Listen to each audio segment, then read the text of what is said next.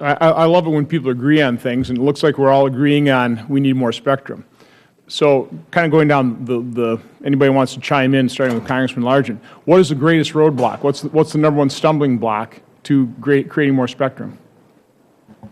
Well, I'd answer two things. One is on the auction that's immediately scheduled to occur in 2014. One, we have to keep it on schedule, and that's going to be a challenge with the vacancies at the FCC today.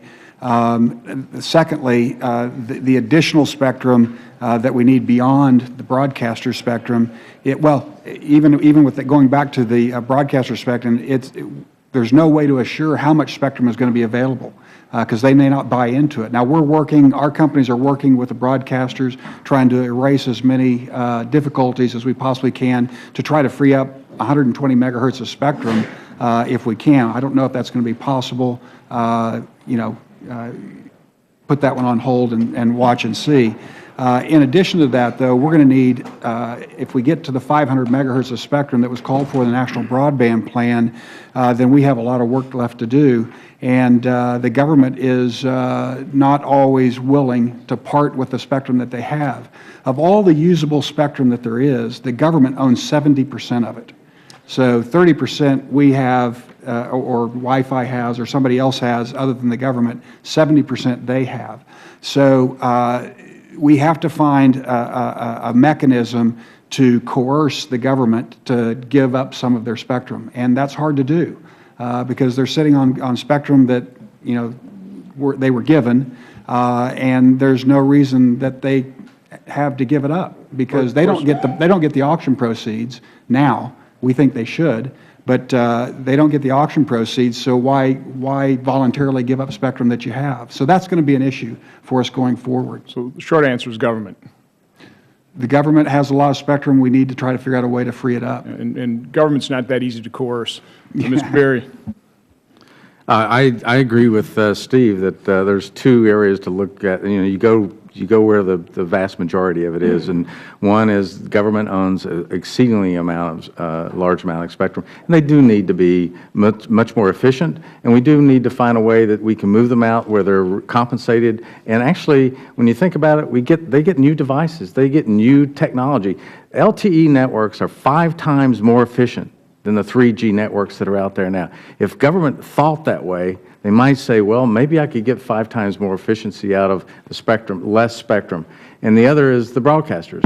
120 megahertz would be nice. I mean, you've got to ask yourselves, the broadcasters, for all the good they have done, 90% of the American people listen to their broadcasts over some other wireline capability, either a dish, a satellite, or a cable. And 10% to 8% of the American people listen to it over the air.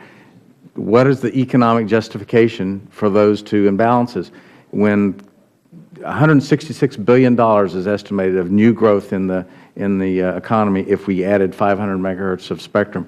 I think we know where we have to go get it. Okay. It's a tough decision. Mr. Webster?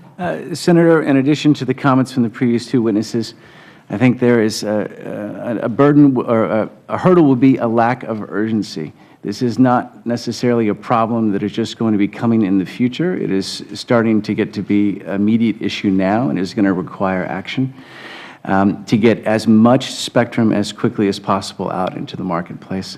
The second issue, especially in terms of the voluntary incentive auction, is going to be the education needs to be driven by the FCC to the broadcasters themselves, especially in the major metropolitan areas where they have the biggest need for the spectrum. We can't necessarily expect a broadcaster to understand all the nuances of the telecommunication world, and that's a big area that the FCC could strongly contribute in to help make that auction a success. Okay, Mr. Nagel. I think one of the things is sort of the concept of incumbency in some of these spectrum bands. If you look at the 5 gigahertz band, which is probably the most promising from the standpoint of making large channels to drive really, really fast Wi-Fi, it's the idea that sort of I own it. And I think that what we need to do is sort of have a new view, which is spectrum sharing. There's people in almost all spectrum now. And so we have to really develop this concept of how do we share amongst ourselves, develop the rules so that things like Wi-Fi, which is a secondary service, work with sort of licensed and other incumbents. Mr. Ford. Entitlement to what you have licensed, which is what everybody said. I've been thinking about the government issue a lot lately, and I think the problem is we have a command and control management of spectrum in this country, and we need to inject the market, not in fiddling with the incentives of the government, but inject the market into the management of spectrum itself. Because these problems, when you can start moving money around, people get interested in talking to you. But now you got to deal with the FCC and the NTIA and maybe Congress and try to get all these things done. And it's just, and mainly so, I mean, I don't know if the broadcasters are taking money from the government in the spectrum auction or the government is taking money from the broadcasters in the spectrum auction. But if you can get the market involved in the management of spectrum, then I think it'll move a lot quicker than it is.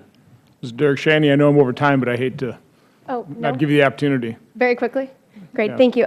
So we would say beyond the problem of just getting, freeing up spectrum and getting it to market, it also must be built upon quickly. Consumers won't be able to benefit from this additional spectrum unless it's built out upon. And for that reason, I would say that we probably disagree with Dr. Ford's analysis that consumers will benefit from spectrum going to the largest carriers. Economic theory, as useful as it may be, doesn't necessarily serve as a proper metric for consumer welfare.